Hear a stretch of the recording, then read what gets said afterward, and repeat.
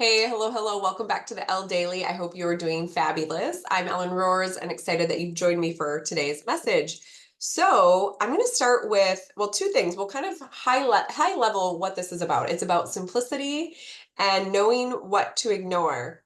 And I think I'm going to just start with the quote. I don't always start with the quote, but it's Rumi. I love Rumi, a great poet. And it's so simple. So here you go. The art of knowing is knowing what to ignore. So yes, what are you needing to ignore in your life? Yesterday I had a comment. I'm trying to think if I read it or it just irked me. I was annoyed. And then I think maybe that's why this message came up. I was thinking, yeah, why am I even wasting time on this? So know when to just ignore and let things go because it does really help your mindset. You don't want to dwell on it. I think holding resentments and having resentments is one of the worst things that we can do. And for me, the more I can forgive, move on, the better I am. And so I did actually write down in the journal about resentments. Holding on to resentments only poisons you. Try to forgive others for their shortcomings and keep moving forward toward positive situations in your life. And I also found a cool quote. It was have a Mother Teresa platform that I love. She's just one of my faves. And uh, here's what was on her platform the other day. The first to apologize is the bravest. The first to forgive is the strongest, and the first to forget is the happiest. So I mentioned this to some of you. Maybe there's something that you are holding on to, and I can reassure you that if you're willing to let it go, to forgive, forget, move on, you will feel so good. And that's what this is about. The soul journey is really healing all areas of our life, whether it's emotional, spiritual, physical. We need it all. So if there's something you're holding on to, let it go. That's today's message there.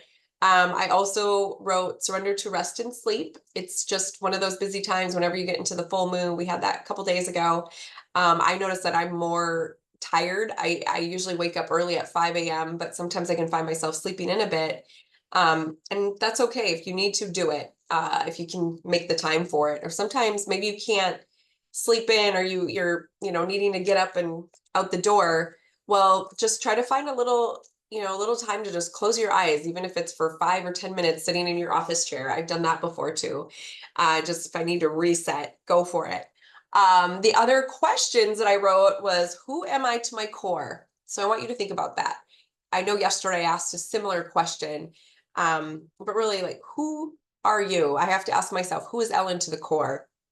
And what worldly traps am I likely to fall into based on my personality? So right now with all the politics going on, I think that might even been what I was trying to ignore was some of the politics and the comments out there right now. Um, so allow yourself to just stay clear from them. So yeah, so avoid those traps. And then how can I remind myself of who I am in these moments? So try to get back to yourself. The other one that I wrote was prioritizing. So, looking really at your highest priorities and focus on those to stay organized and motivated because you're going to see here simplicity is what it's all about. So, I'll read that and we'll end on that. I'll keep it short and sweet because I do have a call coming up here soon. Um, and oh, I always have so much to say, but let me know. Maybe some of you are holding on to some resentments or finding annoyances by some of the comments out there on social media.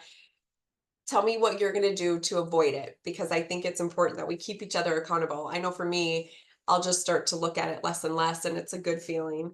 So, simplicity, deep, profound serenity is expanding in your life. So, yes, know that.